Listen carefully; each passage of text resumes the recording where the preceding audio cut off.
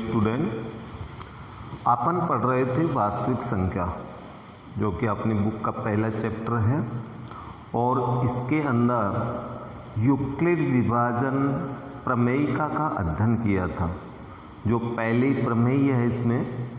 और यूक्लिड विभाजन प्रमेयिका में दो धन पूर्णांक a एंड b दिए हुए हों तो दो पूर्ण धन संख्याएं p और q इस प्रकार होती हैं कि a बराबर बी क्यू प्लस r, जहाँ r का मान 0 is greater than r is less than b।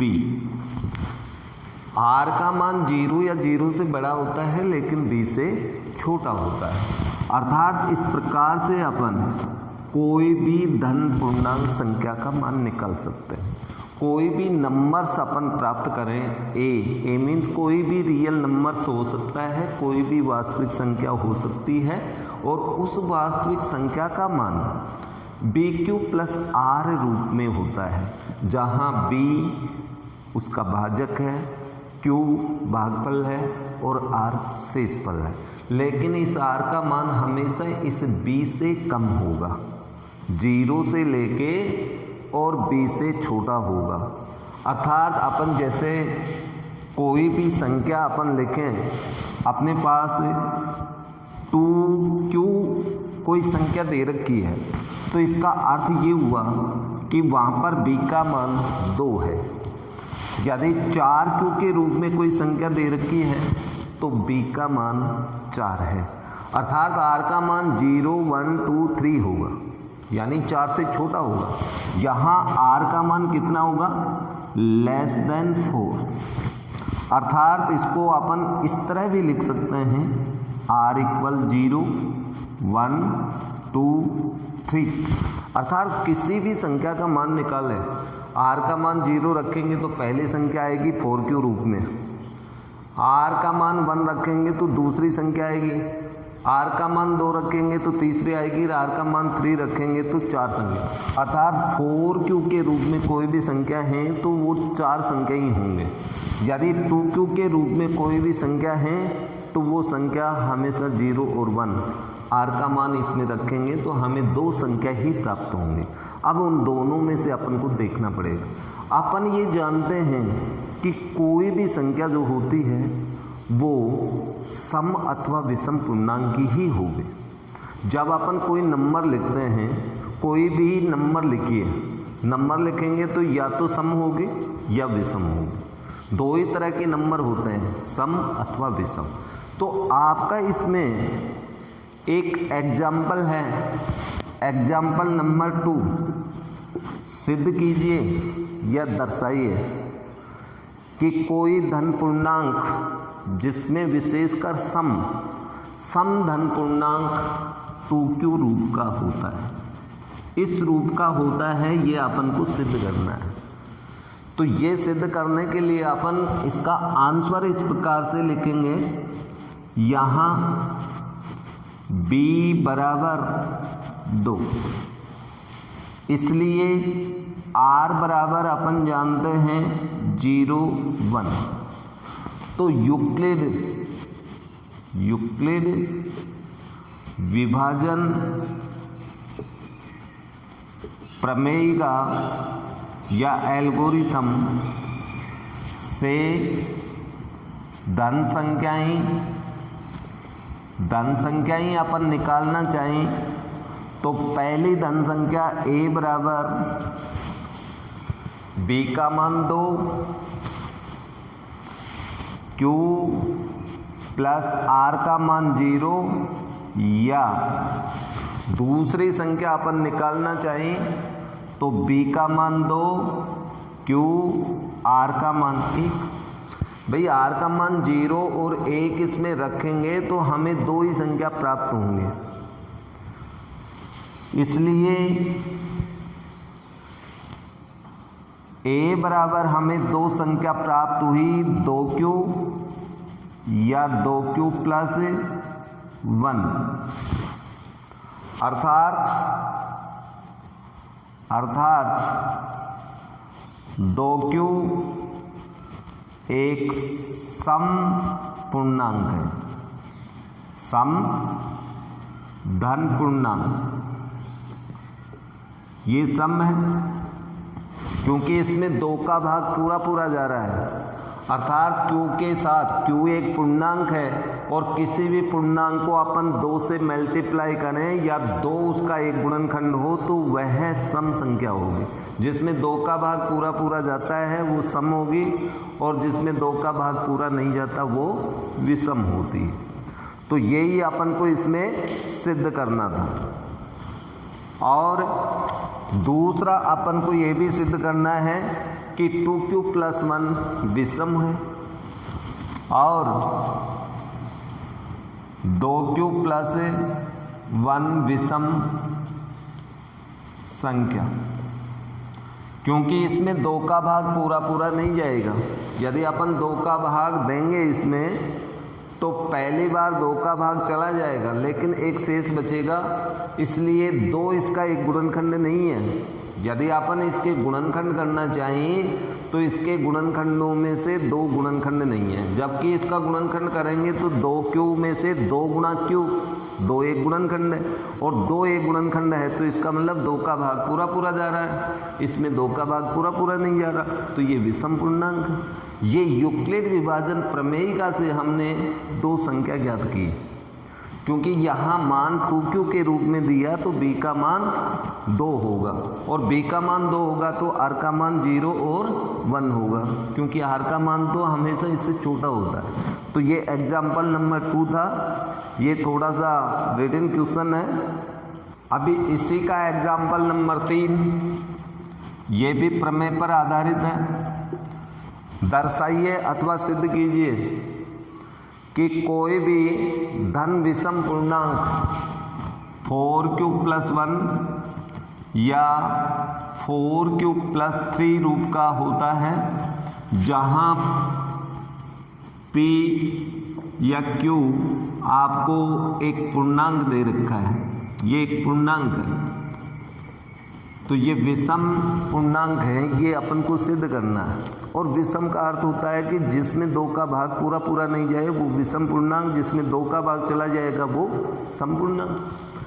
तो यहाँ भी अपन को यही लिखना पड़ेगा, यहाँ b = 4 है, इसलिए r बराबर अपने पास 0, 1, 2 and 3, ये r के मान होंगे। तो यूक्लिड विभाजन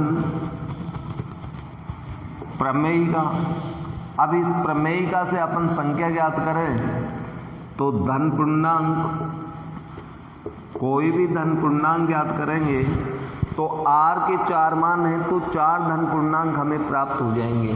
अब देखिए 4 धन पूर्णांक a बराबर b का मान 4, q + r का मान 0 रखें तो पहले ये होगी, दूसरे अपने पास 4q + 1 होगी, r का मान 1 रख दिया, तीसरे 4q + r का मान 2 रख दिया और चौथी अपने पास 4q + r का मान 3 रख दिया। तो इस प्रकार से कोई भी धन पूर्णांक हमें 4 प्राप्त हुए, या इसको अपन यूँ लिख सकते हैं 4q + 1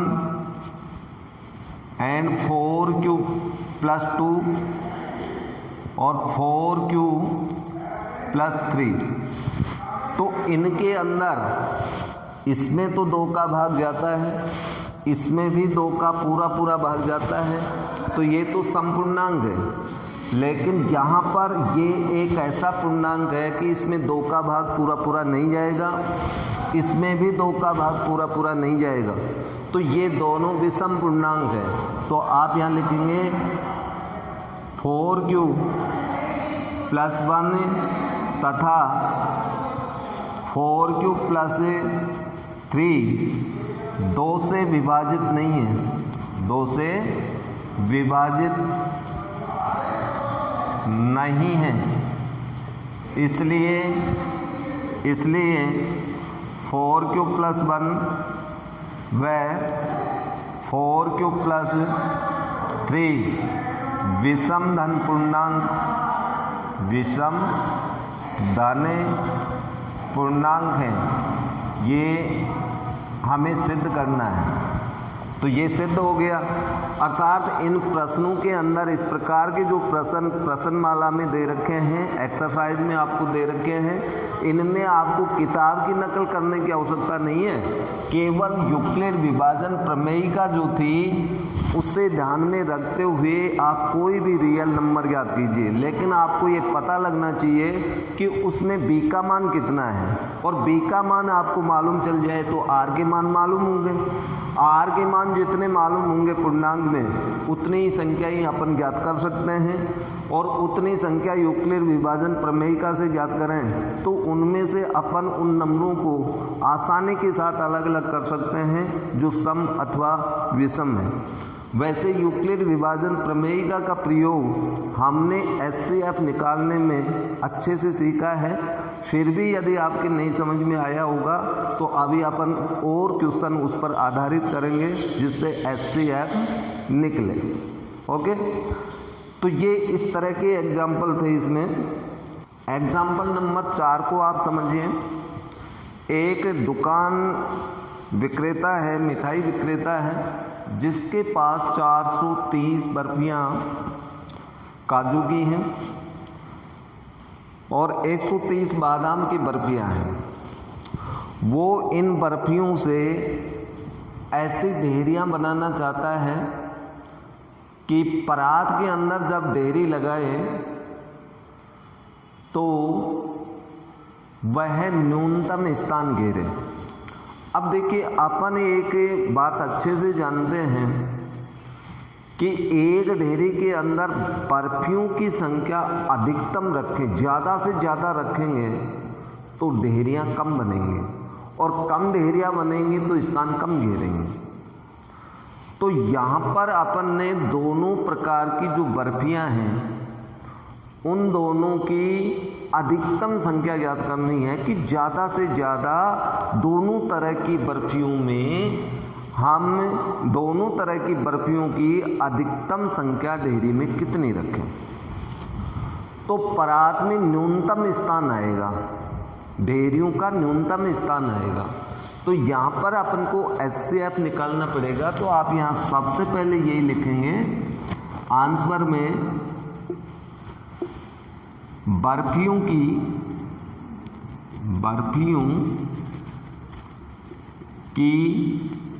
एक ढेरी में अधिकतम स्थान, अधिकतम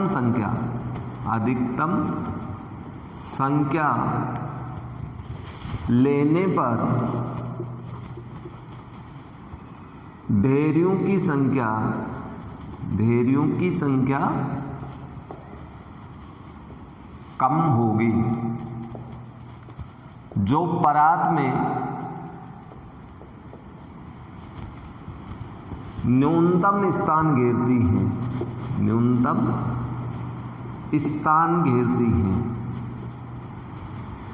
घेरेंगे। ये अपन को ज्ञात करना है। तो इसका अर्थ हुआ कि दोनों प्रकार की बर्फियों की अधिकतम संख्या, और अधिकतम के लिए हमेशा HCF ज्ञात करना है, महत्तम समापवर्तक, और न्यूनतम के लिए हमेशा LCM ज्ञात करते हैं, लघुत्तम समापवर्तक। लेकिन यहाँ पर देखिए, प्रश्न को पढ़ोगे तो आपको न्यूनतम दिख रहा है और आप गलती से इसमें LCM ज्ञात कर देंगे। लेकिन न्यूनतम क्या पूछा है उसको देखिए, न्यूनतम स्थान पूछा है कि ढेरियों के द्वारा परात में न्यूनतम स्थान।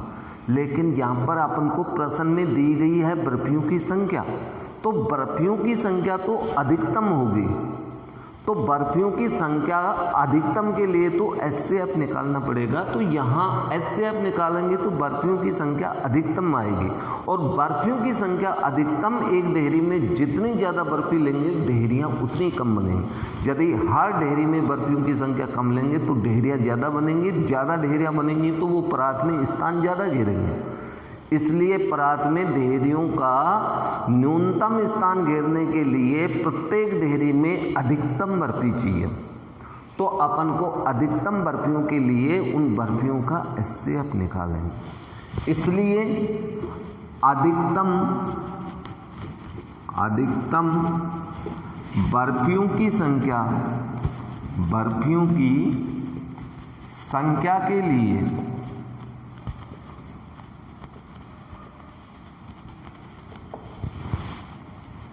एचसीएफ और एचसीएफ ज्ञात करें तो एचसीएफ के लिए अपन यूक्लिड विभाजन प्रमेयिका का प्रयोग करें तो यहाँ पर 420 तो हैं काजू की बर्फियाँ इज ग्रेटर देन 130 जो बादाम की बर्फियाँ हैं, तो 430 अधिक है, 130 कम है। तो अपन इनका एचसीएफ यूक्लिड विभाजन प्रमेयिका से यूक्लिड विभाजन एल्गोरिथम से चरण नंबर फर्स्ट, पहला चरण आ गया अपना, एक ही जगह अधिकतम संख्या 420 बराबर बी के स्थान पे 130 का भाग दें तो इसमें 3 बार गया 390 है। शेष अपने पास बच गया कितना 30। आर का मान डज नॉट इक्वल 0। यूक्लिड विभाजन प्रमेयिका से इस तरह से अपन एचसीएफ निकालते हैं। पहले चरण में आर का मान 0 नहीं है और जब आर का मान 0 नहीं है तो सेकंड चरण आपका आ जाएगा और सेकंड चरण में अपन यहाँ पर पहले चरण का जो बी का मान है वो तथा आर के मान में यूक्लिड विभाजन प्रमेयिका लगाएंगे। तो 130 बड़ा है और इसमें भाग देंगे 30 का भाग देंगे तो इसमें भाग चला जाएगा 4 बार। तो भागफल को हमेशा गुणा में लिखें प्लस शेषफल 4 बार भाग देंगे 120 हुआ, शेष तो अपने पास 10 बचा, अर्थात आर का मान डज नॉट इक्वल 0। अभी भी आर का मान 0 नहीं है। तो फिर तीसरा चरण नंबर 3, अब अपन लगाएंगे 30 और 10 में, तो बड़ी संख्या तो 30 है और इसमें 10 का भाग देंगे तो 10 का भाग 3 बार गया, 10 का भाग 3 बार 10 इंटू 3 30 हो गया। 30 में से 30 घटाएंगे तो अपने पास शेष तो 0 बचेगा। अब की बार अपना आर का मान 0 हो गया। इस चरण में आर का मान 0, 2 चरणों में आर डज नॉट इक्वल 0। जिस चरण में आर का मान 0 है उसमें बी का मान देखिए, बी के स्थान पे यूक्लिड विभाजन प्रमेयिका में होता है ए बराबर B into Q plus R. तो बी के स्थान पे 10 आ रहा है, इसलिए एचसीएफ अपना हुआ इसमें 10।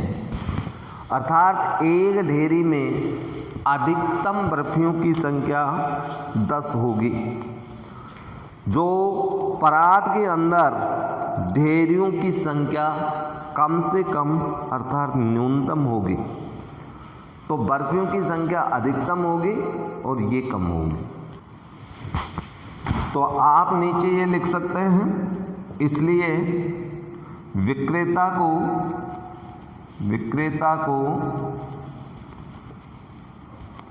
अधिकतम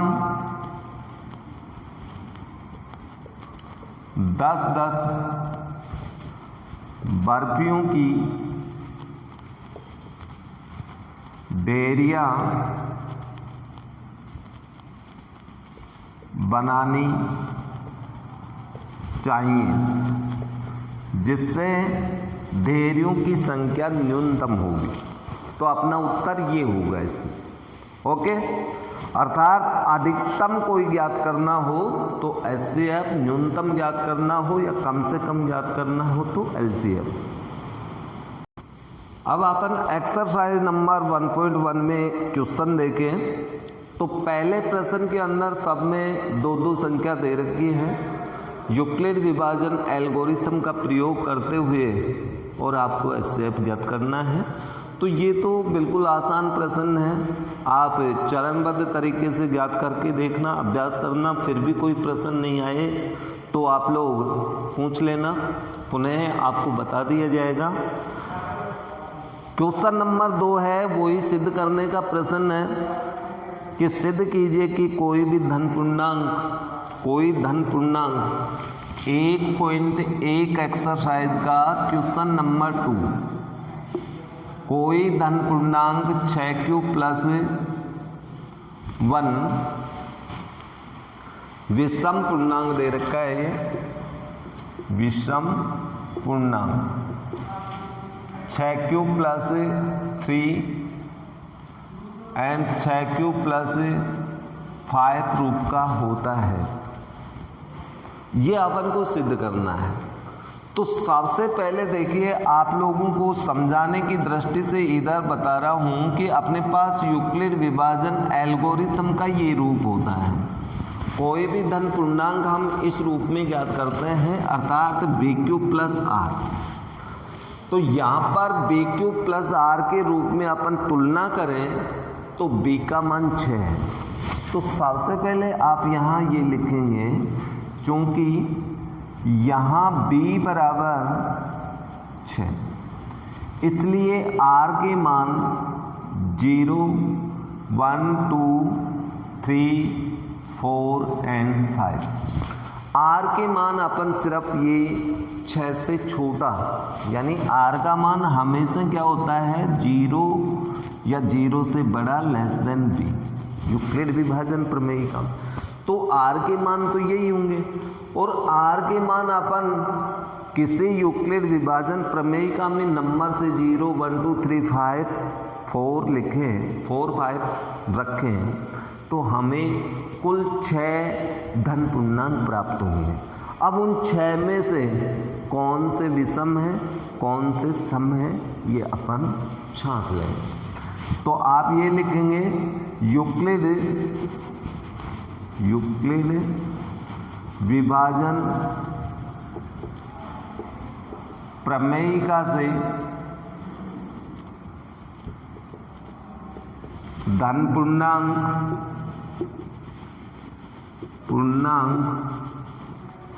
A बराबर A का मान अपन निकालें तो A के 6 मान प्राप्त होंगे। जब R का मान यूक्लिड विभाजन प्रमेयिका में रखें तो यूक्लिड विभाजन प्रमेयिका में रख दे जाओ, R का मान 6 रखोगे, B का मान 6, R का मान 0, 6q + 0, एक तो ये हो सकते हैं। दूसरी अपने पास 6q + 1 हो सकती है, 6q + 2 हो सकता है, 6q + 3, 6q + 4 and 6q + 5। R के मान बदलेंगे, अपने पास नंबर्स बदल दे जाएंगे, अर्थात अपने पास ये 6 धन पूर्णांक हो गए। A बराबर 6q भी हो सकता है, 6q + 1, 6q + 2, 6q + 3 और 6q + 4 एंड 6q + 5। ये 6 धन पूर्णांक हमें प्राप्त हुए। अब इन 6 में से जिसके अंदर 2 का भाग पूरा जाए वो सम होगा, जिसमें 2 का भाग पूरा नहीं जाएगा वो विषम होगा। 6q में 2 का भाग देंगे तो 3q आएगा, देख लेना आप। फिर 6q में 2 का भाग दें तो 3q आया नहीं, पूरा जा रहा है, तो इसका मतलब ये सम है। इसमें अपन भाग देंगे तो 6q में तो 2 का चला जाएगा, लेकिन +1 में नहीं जाएगा पूरा, इसलिए ये विषम हो गया। तो आप ये लिख सकते हैं, इसलिए समधन पूर्णांक बराबर 6q + 2 इसमें भाग देंगे 6 क्यू में भी जाएगा, 2 में भी जाएगा, और 6 क्यू प्लस 4 ये तो सम पूर्णांक है, और विषम धन पूर्णांक, विषम धन पूर्णांक ये वाले अपन देखे हैं। तो अब अपने पास इन 6 में से जो शेष बच गए वो सारे के सारे विषम ही हैं, तो ये अपने पास विषम रूप के आ गए। 6 क्यू प्लस 5 यही अपन को सिद्ध करना था। तो ये क्वेश्चन नंबर 2 आपका कंप्लीट हो गया। अब इसके बाद में क्वेश्चन नंबर 3, किसी परेड के अंदर कोई परेड कराई जा रही है, उसके अंदर 616 सदस्यों वाली एक सेना अर्थात एक आर्मी की टुकड़ी है कि टुकड़े में 32 सदस्य वाली एक आर्मी बैंड के पीछे मार्च करना है। एक टुकड़ी को आर्मी बैंड के पीछे मार्च करना है, लेकिन उस टुकड़ी में 32 सदस्य हैं। दोनों समूह के समान संख्या वाले स्तंभों में मार्च करना है। उन स्तंभों की अधिकतम संख्या क्या होगी जिनमें मार्च कर सकते हैं, अर्थात स्तंभों की अधिकतम संख्या पूछ रहा है। तो यहाँ पर 2 तरह के अपने पास हैं। एक परेड में 616 सदस्य वाली एक सेना आर्मी की टुकड़ी को 32 सदस्य वाली एक बैंड के अंदर, तो 2 तरह की टुकड़ी हो गई, एक आर्मी टुकड़ी है और दूसरी 32 सदस्य की आर्मी बैंड के पीछे उनको चलना है। स्तंभों की अधिकतम संख्या ज्ञात करनी है, तो ऐसे आप ज्ञात करेंगे। तो क्वेश्चन नंबर 3 में सीधी सी बात है, 616 इज ग्रेटर देन 32। अब इनका अपन को अधिकतम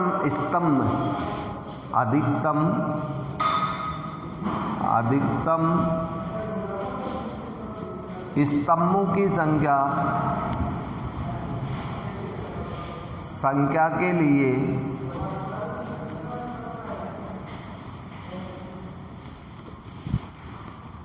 यूक्लिड विभाजन एल्गोरिथम से HCF,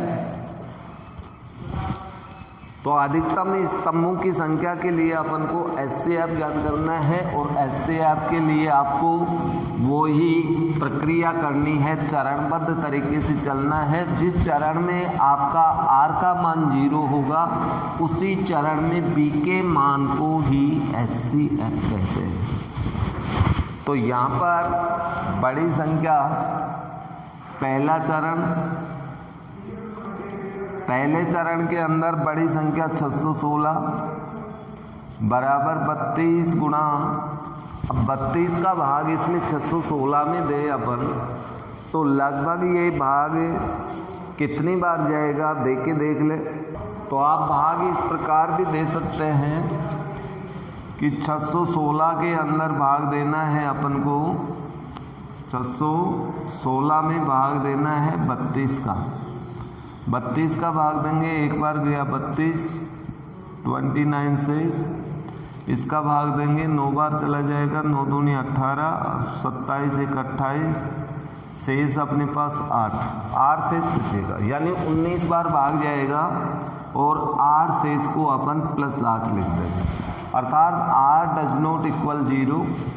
तो चरण नंबर सेकंड, अब सेकंड चरण अपने पास आता है, तो सेकंड चरण में 32 में भाग दें 8 का, तो 8 का भाग 4 बार गया, पूरा गया, 0 आ गया, तो R इक्वल 0। या इस प्रक्रिया को आगे बढ़ाएं तो ये इस तरह से हो जाएगा 32 4 32 कंप्लीट। तो यहाँ पर भाजक 8 है, अर्थात 8 का पूरा भाग जा रहा है, तो HCF ये होगा। और यदि इससे देखें अपन तो B के स्थान पे 8 आ रहा है, इसलिए HCF बराबर 8। तो अधिकतम स्तंभ बराबर 8, ये आपका उत्तर होगा। तो इस तरह से यानी यूक्लिड विभाजन प्रमेयिका का प्रयोग करके अपन ऐसे आप ज्ञात करते हैं। ओके, प्रश्न संख्या 4, यूक्लिड विभाजन प्रमेयिका का प्रयोग करते हुए ये सिद्ध कीजिए या ये दर्शाइए कि किसी भी धनात्मक पूर्णांक का वर्ग किसी पूर्णांक m के लिए 3m तथा 3m + 1 रूप का होता है। यहाँ पर देखिए अपन को ये सिद्ध करना है 3m तथा 3m + 1 रूप का होता है कोई भी धन पूर्णांक, और किसके लिए? पूर्णांक m के लिए। m यहाँ पर एक पूर्णांक दे रखा है। इस पूर्णांक का अर्थ यहाँ पर क्या है?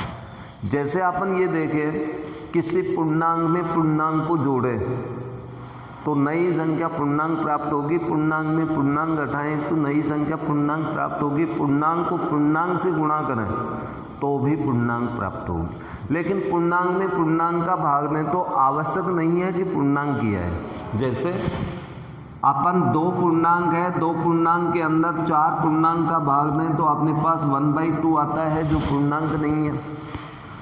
तो भाग प्रक्रिया में पूर्णांक का भाग दें तो पूर्णांक आए, ये आवश्यक नहीं है। आ भी सकता है, नहीं भी आए। यदि इसको उल्टा कर दें तो अपने पास पूर्णांक आता है। लेकिन जोड़ और घटाव में हमेशा पूर्णांक से पूर्णांक ही आएगा। गुणा करें पूर्णांक को पूर्णांक से, किसी भी पूर्णांक को, जैसे आप इस पूर्णांक को धन पूर्णांकों की बात करें, दोनों पूर्णांक हैं, गुणा करेंगे तो पूर्णांक ही आएगा। और जब अपन इस तरह से किसी भी संक्रिया के द्वारा जैसे जोड़ने से, घटाने से या गुणा करने से कोई पूर्णांक प्राप्त करते हैं तो वो सब नए पूर्णांक क्या कहलाएंगे? m के रूप में होगा। ये याद रखें, कोई भी नया पूर्णांक होगा, पूर्णांक में पूर्णांक जोड़ने से, घटाने से या गुणा करने से नए पूर्णांक को हमेशा m व्यक्त करेंगे। जैसे मान लो कि यहाँ पर 3 पूर्णांक था, 2 पूर्णांक था, दोनों पूर्णांकों को गुणा किया 6 आया, लेकिन इसे 6 नहीं लिख करके इसके स्थान पे आप क्या लिखेंगे? m ही लिखेंगे। ओके, तो आइए इस प्रश्न को अपन करते हैं। यहाँ पर हमें ये सिद्ध करना है तो यूक्लिड विभाजन प्रमेयिका से यूक्लिड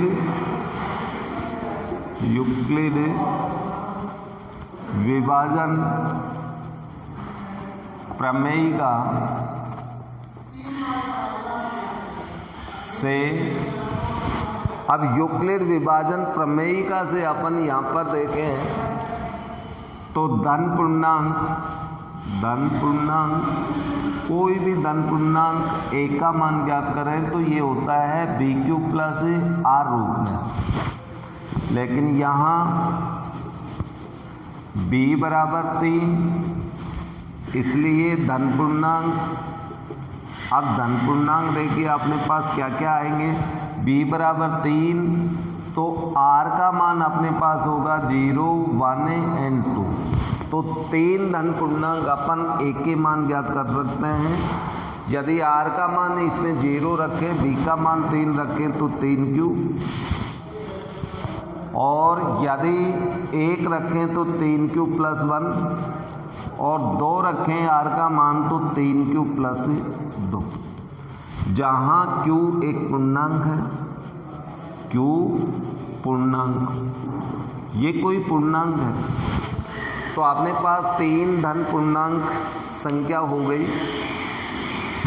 अब ये 3 धन पूर्णांक संख्या से तो यहाँ पर 3 धन पूर्णांक हमने प्राप्त कर लिए, या 3 धन संख्या भी लिख सकते हो आप इनको, लेकिन हमें ये 2 ही सिद्ध करनी है तो इनमें से 2 ले लेते हैं। इसलिए पहले a बराबर 3q, वर्ग करने पर जब इसका वर्ग करेंगे तो a² बराबर 9q², 9q² प्राप्त हुआ बराबर, इससे अपन लिख सकते हैं 3 × 3q² बराबर 3 अब यहाँ पर देखिए आपके पास ध्यानपूर्वक समझना इसे, 3 एक पूर्णांक है, q भी एक पूर्णांक है, पूर्णांक का वर्ग करने पर पूर्णांक ही आता है, q को q गुणा q भी तो लिख सकते हैं और इसको 3 से गुणा कर दें, 3q² मीन्स 3 × q 3 पूर्णांक, q भी पूर्णांक, ये भी पूर्णांक, तीनों पूर्णांकों को गुणा करें तो पूर्णांक आएगा और इन तीनों के बराबर अपन पूर्णांक लिख सकते हैं। लेकिन इस नए पूर्णांक को आप m से दर्शाओगे क्योंकि m के लिए दे रखा है, कोई भी पूर्णांक का रूप आए तो वो m के लिए, तो आप यहाँ इसके स्थान पे m लिख सकते हैं, आगे लिख दें चूँकि 3q² बराबर m पूर्णांक, ये नया पूर्णांक है जो कि विभिन्न पूर्णांकों की संक्रिया के द्वारा पूर्णांक प्राप्त हुआ है, अर्थात इसे अपन 3m लिखते हैं। एक तो हमारे पास सिद्ध हो गई कि एक धन पूर्णांक का वर्ग करें तो 3m रूप का आता है। दूसरी भी अपन सिद्ध करते हैं इसी प्रकार से, तो दूसरे के लिए देखिए क्या करते हैं, सेकंड नंबर में देखिए आप, बहुत इंटरेस्टिंग प्रश्न है ये छोटी छोटी बातें जो आपने पूर्व कक्षा में पढ़े थे उन्हें ध्यान में रखते हुए यदि आप कंप्लीट करेंगे प्रश्न बिल्कुल आसानी के साथ पूरा होगा, सिद्ध करने के प्रश्न है। तो सेकंड नंबर पे आप लेते हैं a बराबर, दूसरी संख्या आपने थी 3q+1, इसका भी वर्ग कर लीजिए, वर्ग करने पर जब इसका वर्ग करोगे तो a² बराबर 3q+1 का होल स्क्वायर। अब होल स्क्वायर खोलेंगे तो अपने पास 3 पद आएंगे, पहला पद होगा 9q² + 6q+1, ओके। अब इसके बाद में देखिए इन दोनों में से हम 3 कॉमन ले सकते हैं क्योंकि हमें तो 3m+1 लाना है, तो 3 कॉमन लेने के बाद अंदर बचेगा 3q² + 2q + 1 अलग है। अब यहाँ पर देखिए आप, यहाँ देखिए नई संख्या जो मैं साइड में आपको समझा रहा हूँ, इधर समझने की कोशिश करना आप लोग कि ये किस तरह से m में बदलता है और क्यों बदल रहा है। यहाँ पर ये है 3q², 3q² को अपन क्यों लिख सकते हैं प्लस 2q, 2 गुणा q। अब इधर ध्यान देना आप, 3 पूर्णांक, q पूर्णांक, q पूर्णांक, तीनों पूर्णांकों को गुणा किया पूर्णांक आएगा कि नहीं, पूर्णांक आएगा कि नहीं, ये तो अपन को पता है। इधर देखिए ये पूर्णांक, ये भी पूर्णांक, दोनों पूर्णांक हैं तो गुणा करने पर पूर्णांक आएगा। अब इसके बाद में बीच में प्लस, पूर्णांक में पूर्णांक को जोड़े तो क्या आएगा, पूर्णांक आएगा। और जब इस तरह से विभिन्न संक्रियाओं के द्वारा पूर्णांक आ रहा है जोड़ घटाव करके, तो नए पूर्णांक को अपन क्या लिखते हैं, m लिखेंगे, ये आपको पहले ही बता दिया। तो यहाँ पर इसका मान m हो जाएगा, 3m + 1। आगे कारण लिख देना, 3q² + 2q बराबर m पूर्णांक, ये एक नया पूर्णांक है। ये 2 संख्या ही अपन को सिद्ध करनी थी। अब तीसरी जो धन पूर्णांक आपके पास 3q + 2 बचा, उसका वर्ग नहीं करना क्योंकि हमें 2 ही सिद्ध करनी थी, 2 अपने पास सिद्ध हो गई, ये दूसरा नंबर, ये ही अपन को सिद्ध करना। ये क्वेश्चन नंबर आपका 4 कंप्लीट हो गया। कहीं भी कोई नकल करने की आवश्यकता नहीं है, केवल मात्र दिमाग से काम कीजिए और समझिए। अर्थात पूर्व कक्षाओं में आपने ये चीज़ें पढ़ी हैं, उन्हीं का प्रयोग किया जा रहा है। अब क्वेश्चन नंबर आपका 5वां है। 5वें में आपको किसी भी धन पूर्णांक का घनफल, घन का मतलब क्यूब, अर्थात उसकी 3 घात करें। यहाँ पहले चौथे प्रश्न में वर्ग किया था यानी 2 घात, अब घन करना है। तो आप इस प्रश्न में भी वही आप मान ले सकते हैं b बराबर 3, क्योंकि 3 का घन करते हैं तो 27 आता है और हमें तो 9m रूपी ही लाना है। तो b बराबर 3, इसलिए r बराबर 0, 1, 2, यानी 3 संख्या आ जाएंगी अपने पास। तो यूक्लिड विभाजन एल्गोरिथम या प्रमेय का, दोनों में से कुछ भी लिख सकते हैं, से धन पूर्णांक a बराबर आपका पहला होगा 3 क्यूब, r का मान 1 रखेंगे तो 3 cube plus 1 and 3 cube plus 2। तो 3 धन पूर्णांक हमें प्राप्त हो गए। पहला a बराबर 3 क्यूब, घन करने पर, घन करके देखते हैं, घन करेंगे तो a की घात 3, इसका भी घन करें तो 3 क्यू की होल पावर 3, खोलने पर 27 क्यू की घात 3, इसको अपन लिख सकते हैं 9 गुणा 3 क्यू की घात 3 बराबर 9m। अब देखिए 9m क्यों आया, इसमें भी वही समझने वाली बात है। 3 इंटू क्यू की घात 3 मीन्स अपन ये लिख सकते हैं q into Q into Q. और जब ये तीनों चारों के चारों पूर्णांक हैं, गुणा करेंगे तो एक पूर्णांक ही प्राप्त होगा। और जब ये पूर्णांक प्राप्त होता है तो इसको m से दर्शाते हैं, इसलिए इसका मान m हो गया। तो आप ये लिख सकते हैं क्योंकि 3 क्यू की घात 3 बराबर m पूर्णांक। तो पहला अपने पास सिद्ध हो गया 1 नंबर। इसी तरह से 2 नंबर आपको बता रहा हूँ, थोड़ा सा ध्यान देना क्योंकि इसमें घन खोलना पड़ेगा आपको।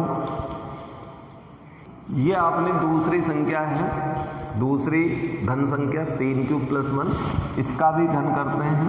a क्यूब बराबर 3 क्यूब प्लस 1 की पावर 3, घात 3 को अपन खोले तो पहला पद 27 क्यू की घात 3, दूसरा पद अपने पास आएगा 2 इंटू पहले पद का वर्ग इंटू दूसरा पद। तो 2 इंटू पहले पद का वर्ग करें तो 18 क्यूब हमें प्राप्त होता है, प्लस फिर अपने पास आएगा 2 इंटू 3 इंटू आएगा, सॉरी 1 मिनट, क्यूब वाले सूत्र से आप खोल के देखना इसको। पहले पद की घात 3 इंटू पहले पद 3 क्यूब का होल स्क्वायर इंटू दूसरा पद प्लस 3 इंटू पहला पद इंटू दूसरे पद का वर्ग प्लस तीसरे पद की घात 3। ये अपने पास घात 3 को खोलने का फॉर्मूला है। तो इसके अनुसार अपने पास 27 क्यूब प्लस इसको हल करेंगे तो 27 क्यू स्क्वायर प्लस इसको गुणा करें तो 9 क्यू, ये 9 क्यू प्लस 1 क्यूब 1 होता है। यहाँ पर इन सब में से अपन 9 कॉमन ले सकते हैं क्योंकि 9 के रूप में अपन को आंसर लाना है। इन 3 में से 9 कॉमन ले लिया तो ये 3 क्यू की घात 3 plus 3 Q square plus Q plus 1 बराबर 9। अब यहाँ पर देखिए कोष्टक के अंदर की संख्या 3 क्यू की पावर 3, ये तो एक पूर्णांक ही आएगा। 3 क्यू स्क्वायर ये भी पूर्णांक है, क्यू भी पूर्णांक है, सबको जोड़ेंगे तो पूर्णांक ही आएगा। तो यहाँ पर इस तरह से प्राप्त पूर्णांक को अपन m लिखेंगे प्लस 1।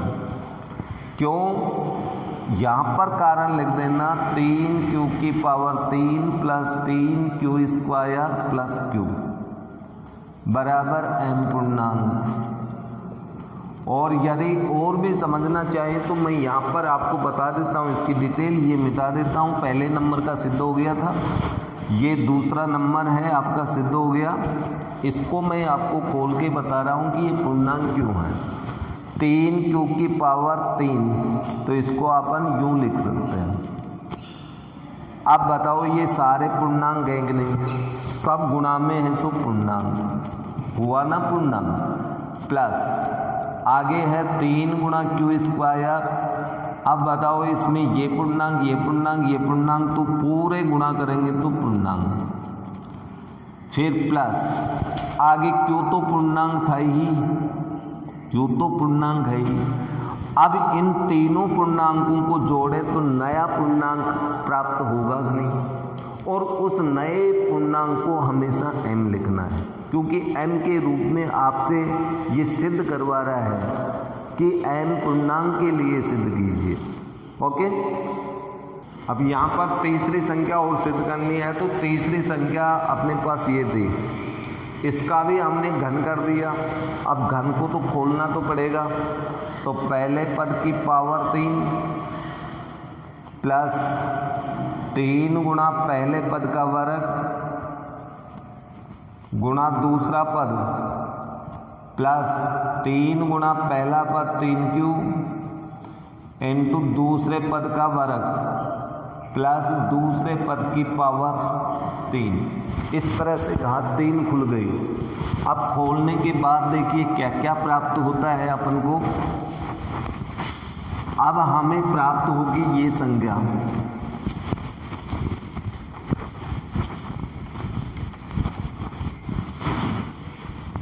तीन क्यू की पावर 3 खोलने पर आएगा 27 क्यू की पावर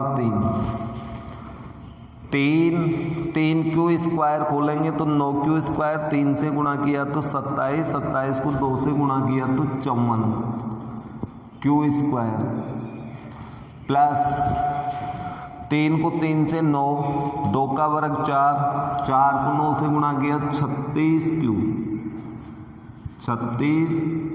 क्यू 2 की पावर 3 को खोलेंगे तो 8। अब पहले इनके अंदर देखिए अपने पास 9 कॉमन ले सकते हैं तो 3 क्यू। अब 9 कॉमन क्यों लिया, क्योंकि हमें 9m के रूप में ही संख्या लानी है। 9 का भाग इसमें दें तो 9 छिका 54, 9 का भाग 4 क्यू, ये 4 क्यू प्लस 8 अलग है। अब यहाँ पर देखिए कोष्टक के अंदर 3 पद हैं, ये भी पूर्णांक ये भी पूर्णांक ये भी पूर्णांक, वो आप विस्तार से करके देख सकते हो, सबका मान पूर्णांक आएगा। तो जोड़ने पर नया पूर्णांक m होगा, तो 9m प्लस 8, ये तीसरे नंबर की संख्या। इस तरह से अपने पास समीकरण नंबर 1, 2 व 3 से HP सिद्ध हुआ कि कोई भी धन पूर्णांक का घनफल 9m प्लस 1 9m प्लस 8 रूप का होता है। तो इस प्रकार से आपकी जो प्रश्नमाला 1.1 थी ये पूर्ण रूप से आपकी कंप्लीट हो चुकी है। तो आप लोग और जो प्रश्न बच गए उन पे अभ्यास करना अपनी नोटबुक में, और कोई भी प्रश्न में किसी भी तरह की समस्या आए तो आप पुनः मैसेज करके, व्हाट्सएप करके, फ़ोन करके किसी भी तरह से आप अपना हल पूछ लें, जो कि आगामी वीडियो के अंदर उसका सॉल्यूशन आपको प्राप्त हो जाए। धन्यवाद।